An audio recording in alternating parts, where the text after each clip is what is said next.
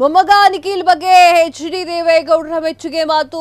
ನಿಖಿಲ್ 3 ಬಾರಿ ಚುನಾವಣೆಯಲ್ಲಿ ಸೋತ್ರು ಮನೆಯಲ್ಲಿ ಕುಳಿತುಕೊಳ್ಳದೆ ಪಕ್ಷದ ಸಂಘಟನೆಯನ್ನ ಮಾಡಲಿಕ್ಕೆ ತೊಡಕೊಂಡಿದ್ದಾರೆ. ಸೋಲಿನ ಅನುಭವದಿಂದ ಕಲಿತು ರಾಜ್ಯ ಪ್ರವಾಸವನ್ನ ಮಾಡ್ತಾ ಇದ್ದಾರೆ.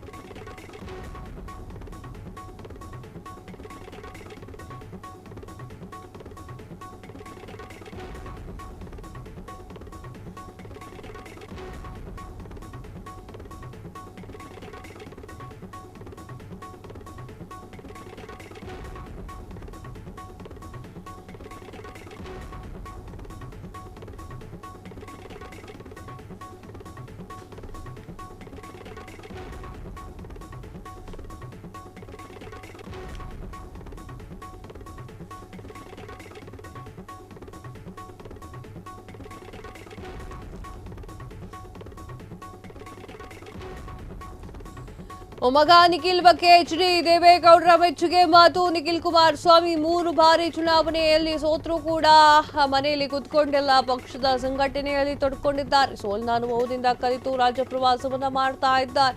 ನಿಖಿಲ್ ಅನುಭವಿಸಿದಂತಹ ನೋವು ಕಷ್ಟ ಅವರಿಗೆ ಮಾತ್ರ ಗೊತ್ತು. ನಿಖಿಲ್ ಅನುಭವಿ ರಾಜಕಾರಣಿಯಂತೆ ಕೆಲಸವನ್ನ ಮಾಡ್ತಾ ಇದ್ದಾರೆ. ನಿಖಿಲ್ ಕುಮಾರಸ್ವಾಮಿ ಕಾರ್ಯವೈಖರಿ ಶ್ಲಾಘಿಸಿದಂತಹ ದೇವೇಗೌಡರು ಆಗಸ್ಟ್ 12ರಂದು ಬೆಂಗಳೂರಿನಲ್ಲಿ ಜೆಡಿಎಸ್ ಬೃಹತ್ ಸಮಾವೇಶ. ಅಂದು ನಮ್ಮ ಶಕ್ತಿ ಏನು ಅಂತ ಹೇಳಿ ಕಾರ್ಯಕರ್ತರು ತೋರಿಸಬೇಕು. ಜಿಬಿಎ ಚುನಾವಣೆಯಲ್ಲಿ ಜೆಡಿಎಸ್ ಕಮಾಲ್ ಮಾಡಲಿದೆ. ಕನಿಷ್ಠ 50-60 ಸ್ಥಾನವನ್ನ ಗೆಲ್ಲಲಿದೆ ಜೆಡಿಎಸ್ ಅಂತ ಹೇಳಿ ಎಚ್.ಡಿ. ದೇವೇಗೌಡರು ವಿಶ್ವಾಸವನ್ನ ವ್ಯಕ್ತಪಡಿಸಿದ್ದಾರೆ.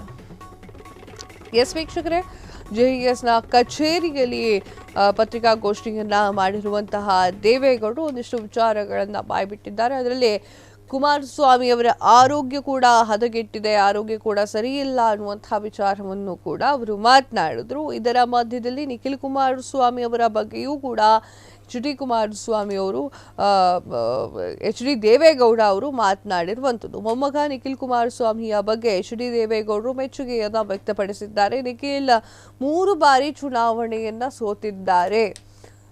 3 ಬಾರಿ ಚುನಾವಣೆಯನ್ನ ಸೋತರೂ ಕೂಡ ರಾಮನಗರದಲ್ಲಿ ಒಂದು ಚುನಾವಣೆ ಸೋತಿದ್ದಾರೆ, ಹಾಗೆ ಮಂಡ್ಯದಲ್ಲಿ, ಹಾಗೆ ಚನ್ನಪಟ್ಟಣದಲ್ಲಿ 3 ಕಡೆ ಚುನಾವಣೆಯಲ್ಲಿ ಸೋತರೂ ಕೂಡ ಅನುಭವಿ ರಾಜಕಾರಣಿಯಂತೆ ಕೆಲಸ ಮಾಡ್ತಾ ಇದ್ದಾರೆ. 3 ಸೋಲನ್ನು ಅನುಭವಿಸಿ ಮನೆಯಲ್ಲಿ ಕುತ್ಕೊಂಡಿಲ್ಲ, ಅವರು ಎಲ್ಲ ಕಡೆಗೂ ಓಡಾಡ್ತಾರೆ ಅಂತ ಹೇಳಿ ನಿಖಿಲ್ ಕುಮಾರಸ್ವಾಮಿಯ ಬಗ್ಗೆ ಒಂದಿಷ್ಟು ಹೊಗಳಿಕೆಯನ್ನ ಮಾಡಿದ್ದಾರೆ. ದೊಡ್ಡಗೌಡರು ಮನೆಯಲ್ಲಿ ಕೂತ್ಕೊಂಡು ಪಕ್ಷದ ಸಂಘಟನೆಯಲ್ಲಿ ತೊಡಗಿದ್ದಾರೆ. ಸೋಲಿನ ಅನುಭವದಿಂದ ಪಾಠವನ್ನ ಕಲಿತು ಮುನ್ನುಗ್ತಾ ಇದ್ದಾರೆ.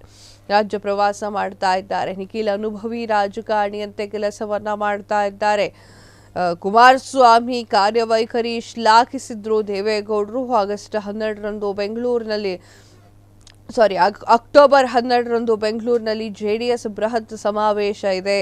ಆ ಒಂದು ಸಮಾವೇಶಕ್ಕೆ ನಮ್ಮ ಶಕ್ತಿ ಪ್ರದರ್ಶನ ಮಾಡಬೇಕು. ಜಿಬಿಎ ಚುನಾವಣೆಯಲ್ಲಿ ಜೆಡಿಎಸ್ ಕಮಾಲ್ ಮಾಡಲಿದೆ. ಕನಿಷ್ಠ 50-60 ಸ್ಥಾನಗಳನ್ನು ಪಡೆಯುವಂತಹ ವಿಶ್ವಾಸವಿದೆ ಅಂತ ಹೇಳಿ ಇದೇ ಸಂದರ್ಭದಲ್ಲಿ ಅವರು ಮಾತನಾಡಿದರು.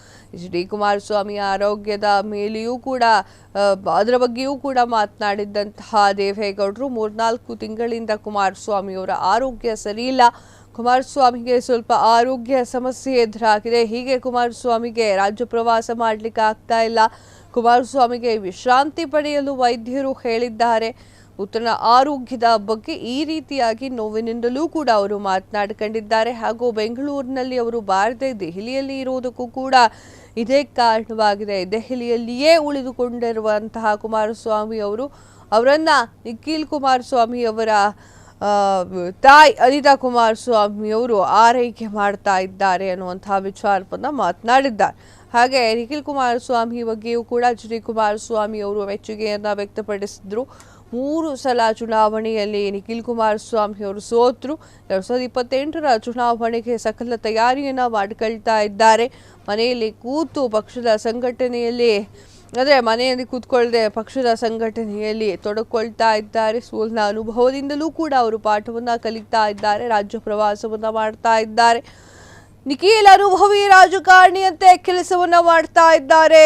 ನಿಖಿಲ್ ಕುಮಾರಸ್ವಾಮಿ ಕಾರ್ಯವೈಖರಿಯನ್ನ ದೇವೇಗೌಡರು ಪರಿಪರಿಯಾಗಿ ಶ್ಲಾಘಿಸಿದಂತ ರೀತಿಯನ್ನು ಅಕ್ಟೋಬರ್ 12ರಂದು ಬೆಂಗಳೂರಿನಲ್ಲಿ ಜೆಡಿಎಸ್ ಸಮಾವೇಶವಿದೆ. ಆ ಒಂದು ಸಮಾವೇಶಕ್ಕೆ ಎಲ್ಲರೂ ಕೂಡ ಭಾಗಿಯಾಗಿ ಜೆಡಿಎಸ್ನ ಶಕ್ತಿ ಪ್ರದರ್ಶನವನ್ನ ಮಾಡಬೇಕು.